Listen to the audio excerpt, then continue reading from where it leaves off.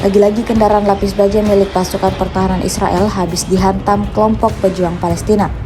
Diketahui kendaraan tempur tersebut melintas di jalur Gaza dan pergerakannya dipantau pejuang Palestina dari jarak jauh.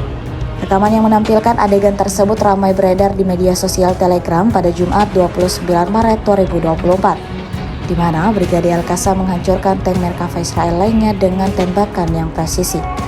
Tidak diketahui berapa jumlah pasti prajurit Israel yang tewas dan terluka imbas serangan brutal kelompok Hamas ini. Namun Brigadir Al-Qassam klaim tentara Israel terima kerugian baru. Sejauh video ini beredar, belum ada tanggapan resmi dari pihak pasukan pertahanan Israel terkait dengan insiden ini.